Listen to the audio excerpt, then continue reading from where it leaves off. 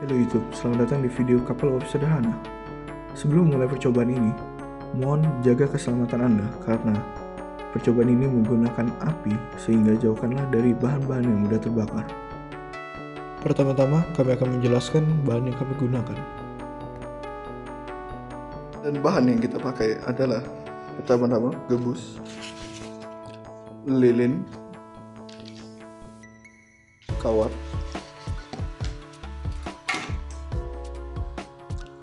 kaleng dan paku untuk melubanginya,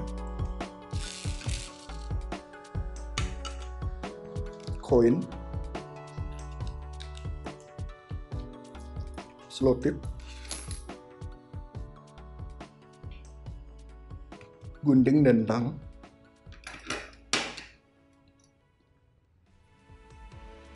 selain itu kita juga menggunakan penuh dengan air.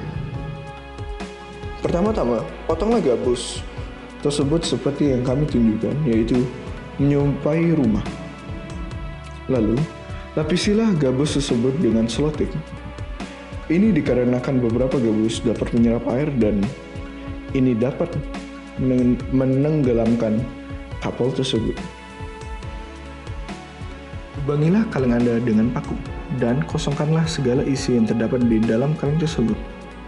Perlu Anda ketahui bahwa kaleng yang digunakan adalah kaleng yang berbentuk silinder dan kurus, atau biasa disebut dengan tin can. Jangan biarkan kaleng tersebut terisi penuh. Air yang hanya diperbolehkan adalah setengah dari kaleng tersebut, sehingga kapal tersebut dapat berjalan dengan stabil. Rangkailah kawat tersebut membentuk huruf U, dan rangkailah kedua ujung kawat tersebut membentuk lingkaran agar dapat menyangga dan menopang kaleng. Pastikan kawat Anda kuat dan rangkailah kawat tersebut menggunakan tang. Lilin di bawah kaleng akan berdiam di sana jika menggunakan perekat. Salah satu perekatnya adalah lilin tersebut ataupun double tip. Dan bisa Anda lihat, kami juga menggunakan selotip untuk menstabilkan kapal tersebut agar tidak goyang ke kanan ataupun ke kiri. Dan inilah hasilnya, kapal tersebut bisa bergerak. Kami akan menjelaskan hukum-hukum yang berlaku pada percobaan ini. Dan hukum-hukum tersebut adalah hukum Newton ketiga, aksi sama dengan min F reaksi, tekanan uap, dan perpindahan kalor.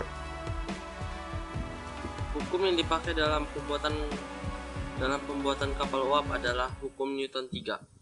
Karena mesin kapal uap memberikan gaya aksi dengan menyemburkan gas keluar lewat belakang kapal, dan gas tersebut memberikan gaya reaksi dengan mendorong kapal ke depan. Bunyi hukum Newton ketiga adalah jika suatu benda mengerjakan gaya pada benda kedua, maka benda kedua tersebut mengerjakan juga gaya pada benda pertama, yang besar gayanya sama dengan gaya yang diterima tetapi berlawanan arah. Tekanan uap adalah suatu uap pada kasa timbangan dengan fase bukan uapnya. Massa jenis adalah pengukur massa setiap satuan volume benda. Semakin tinggi massa jenis suatu benda, maka semakin besar pula massa setiap volumenya. Rumus untuk menentukan massa jenis adalah Rho sama dengan M kali V, dengan Rho sama dengan massa jenis, M sama dengan massa, V sama dengan volume. Perpindahan kalor pada kapal uap termasuk jenis perpindahan kalor secara konveksi. Hal ini terjadi karena ada perbedaan massa jenis antara cair dan gas. Rumusnya adalah Q sama dengan M kali C kali delta T. Dengan ketentuan Q adalah kalori yang diterima atau dilepas suatu zat dalam satuan joule ataupun kalori. Massa M adalah massa zat dalam satuan gram ataupun kilogram. C adalah kalori jenis dalam satuan joule per kilogram kali Celsius atau joule per kilogram kali derajat Celsius ataupun kalori per gram kali derajat Celsius. Dan yang terakhir adalah delta T, perubahan suhu. yaitu T2 dikurang dengan T1 dengan satuan Celsius. Sehingga perbedaan kalor pada kapal uap menghasilkan tekanan uap yang sangat besar.